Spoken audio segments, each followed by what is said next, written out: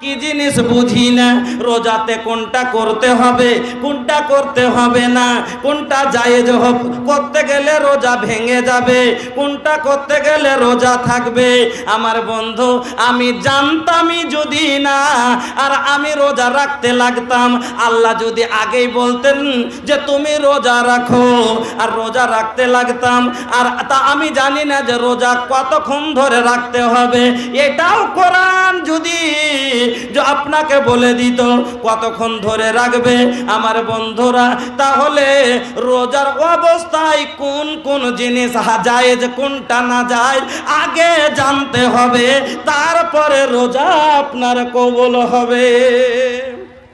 না শিখে না জেনে যদি রোজা করি আর না খেয়ে থেকে রোজাই না হয় तो नेकी हलो ना, और नेकी ना होले जन्नत हलो ना भाग्य के लिए। जो गुलाबाग लेके चल हमके जाए के बा, ऐसा के बाथरूम में जाए खातिर भी एगो आदमी के जरूरत पड़ेला, ठीक ना भैया?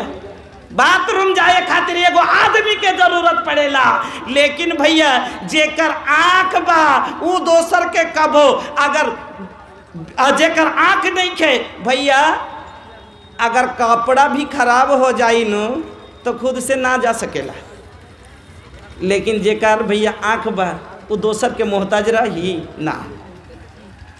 अंध लोग और चोखवाला लोग दुटा कोनो दिन समान होते पारे ना, ओरकम शिक्षित अशिक्षित कोनो दिन समान होते पारे ना। एकटा अंध लोग कांटा थेके बाँचते चाइलो बाँचते पारे ना, पारे ना। एकटा अंध लोग खाल गाढ़ा थेके बाँचते चाइलो बाँचते पारे ना। एकटा अंध लोग কাদা কিচড় থেকে বাঁচতে চাইলেও বাঁচতে পারে না, কারণ সে দেখতে পায় না সামনে কি আছে। ওই রকমই একটা জাহেল লোক যার মধ্যে দিনের চোখ নাই, গুনাহ থেকে বাঁচতে চাইলেও বাঁচতে পারে না, কারণ ও গুনাহটা বুঝতেই পারে না, গুনাহটা বুঝতেই পারে না। এমন এমন গুনাহ আছে যার ও বুঝতেই পারে না যাতে আমার একটা গুনাহ হয়ে গেল। বন্ধুরা আমার, ওই অন্ধ লোকের মতো হলো এই যারা যাদের মধ্যে কোরআনের শিক্ষা নাই। বন্ধুরা আমার, এই জন্য আল্লাহ রাব্বুল আলামিন সর্বপ্রথম কোরআনের মধ্যে বললেন ইকরা। নবীর কাছে জিবরিল আমিন এসে বলছেন ইকরা ইয়া মুহাম্মদ, মুহাম্মদ তুমি পড়ো। নবী আমার বলছেন মা আনা বেকারি, আমি পড়তে জানি না। জিবরিল আমিন নবীকে আবার বলছেন ইকরা ইয়া মুহাম্মদ, ও মুহাম্মদ তুমি পড়ো। নবী আমার আবার বলছেন মা আনা বেকারি, আমি পড়তে জানি না। নবীকে আমার জিবরিল আমিন বুকের সুতে জড়ায় ধরে এমন শক্ত করে চাপন দিল বাজান, নবী আমার থরথর করে কাঁপতে আছে, মনে হচ্ছে জান বেরিয়ে যাবে। আজকে আপনার ছেলের ওপরে যদি একটা বাড়ি পড়ে যায়, আপনি সঙ্গে সঙ্গে মৌলভী সাহেবের ওপর বিচার ডেকে দেন। একটার কথা বলবো, খুব গভীর জ্ঞানের কথা। আপনার ছেলে হলো কিরকম জানেন? चलन के बेरिया हो, चलन के बेरिया हो, चलन के बेरिया संघवा के हुना ही जाई, चलन के बेरिया। बेटा रोए बेटी रोई रोई मेहरिया, टोला मोहल्ला रोए रोए घर दुहरिया। बेटा रोए बेटी रोई रोई मेहरिया, टोला मोहल्ला रोए रोए घर दुहरिया।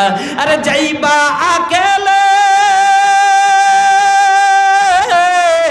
अरे जईबा अकेले ओढ़े काफनी चदरिया, चलन के बेरिया संगवा के हुना ही जाए, चलन के बेरिया।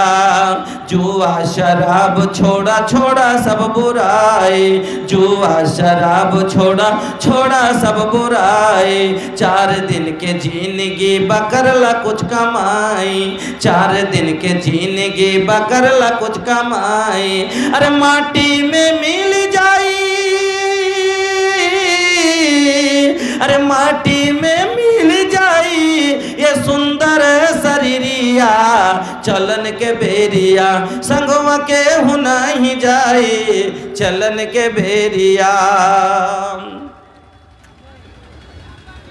जो भी हमारे भाई और बहनें हैं, हमारी माँ हमारी बहनें जो भी हैं जिनको पढ़ने समझ में दुश्वारी हो रही है, मैं उन लोगों से गुजारिश करता हूँ कि इसके बाद ही फजीलतुल शेख हजरत मौलाना मोहम्मद अली साहब सलामी चतुर्वेदी का खिताब होगा, जो कि उर्दू ज़बान तकरीर आपके सामने समाप्त फरमाएंगे।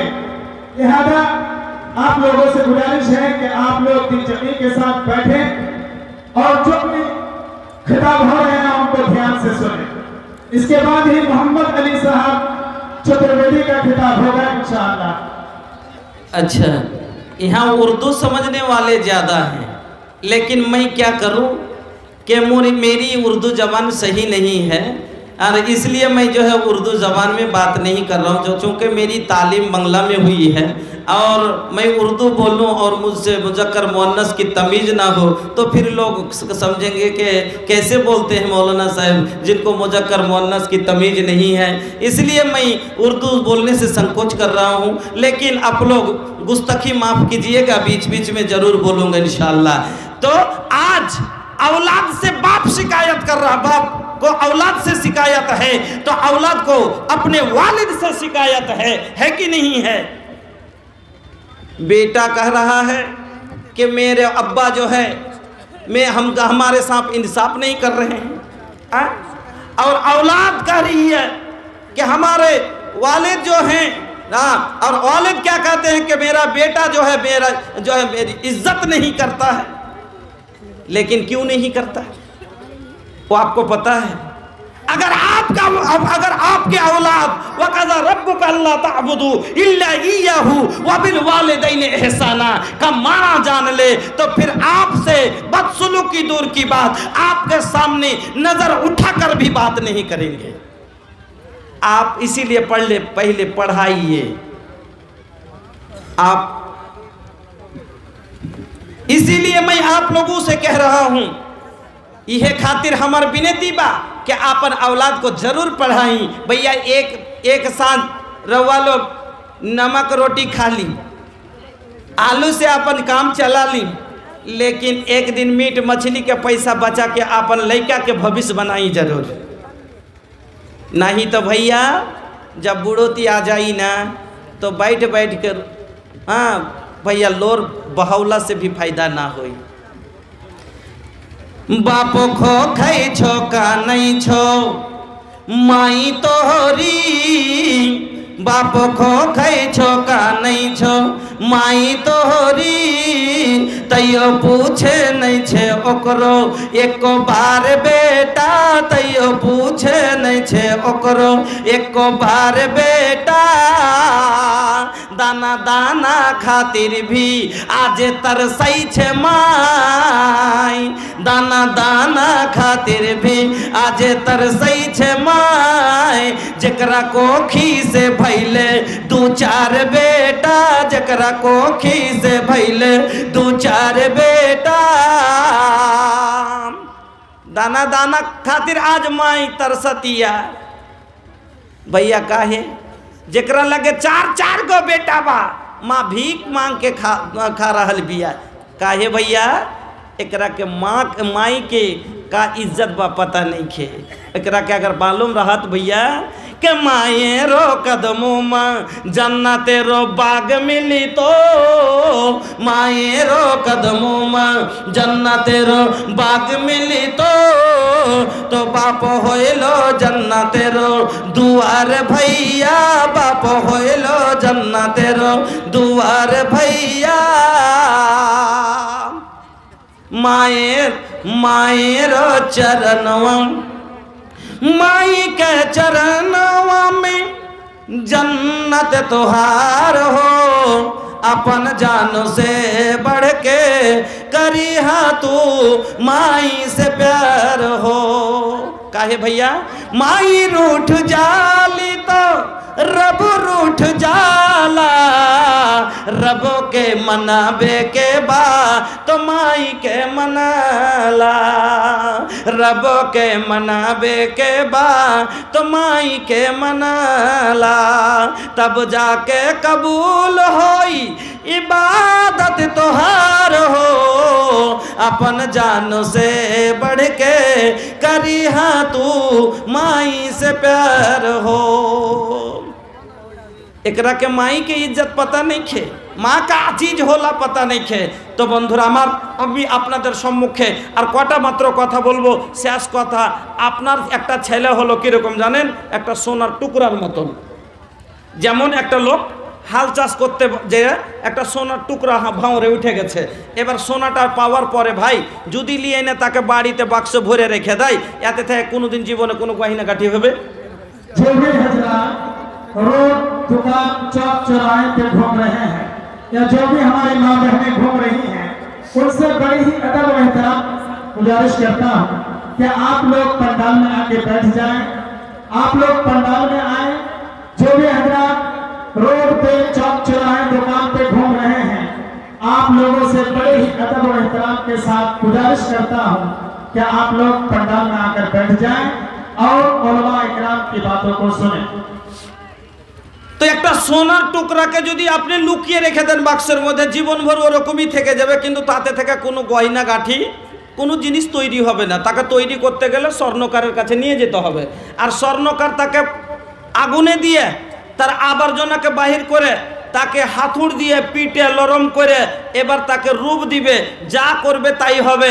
গলার চেন করেন হবে, কানের করেন কানের হবে, মহিলার লাখের করেন লাখের হবে, যা বানাবেন হাতের ঘড়ি বানান ঘড়ি হবে, যেটা আপনি চাইবেন সেটা হবে।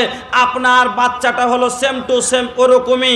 যেদিন মার পেট থেকে হলো একটা সোনার টুকরা ওরকমই নরম, তাকে আপনি যদি বাড়িতে ভরে রেখে দেন ওই রকমই মোর্চা ধরে থেকে যাবে। তাকে যদি আপনি মাদ্রাসায় দেন মৌলভী সাহেব হবে, ডাক্তার বানান ডাক্তার হবে, মাস্টার বানান মাস্টার হবে, তাকে যে রূপ দিবেন সেই রূপে যাবে। তাহলে তাকে রূপ দিতে গেলে আপনাকে মাদ্রাসায় দিতে হবে। মাদ্রাসা হলো একটা সোনারের ভাটি, আর মৌলভী সাহেব হলো সোনার। এবার এক সোনা যেমনই হাতুড় সোনাটাকে লিয়ে রেখে একটা হাতুড় মেরেছে, লোকটা যদি বলে এই থামো, কিছু কি হয়েছে ভাই, কিছু এত দামি জিনিস সোনা আমার আর তুমি হাতুড় মারছো মানে, খবরদার হাতুড় মারবে না। আর ফের বলছে যে আমাকে হাতের ঘড়ি বানিয়ে দাও, জীবনে হবে? হবে না। তাহলে বানাতে গেলে হাতুড় খেতে হবে। আপনার একটা ছেলে মাদ্রাসায় পড়তে দিয়েছেন, আর মৌলভী সাহেব যদি একটা বাড়ি মেরে দিয়েছে, একবারে আপনি যে কইছেন মৌলভী সাহেব পড়াইতে এসো না ছেলে মারতে এসো, পড়াইতে এসো না ছেলে মারতে এসো, তোমাকে ছেলে পড়াইতে দিয়েছি মারতে দিনি, তুমি মারবে না। আচ্ছা জীবনভর এই ছেলে মানুষ হবে না মারলে? হবে না।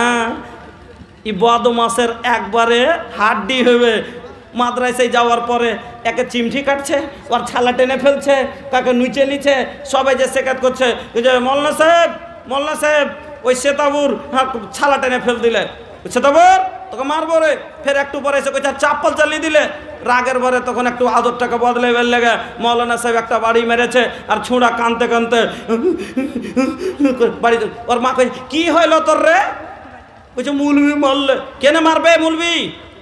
না তো ওই এরকম করলে মারলে। বলছে আচ্ছা চল মৌলবীরই দেখাচ্ছি, মৌলবী যে কেনে মারে তোকে।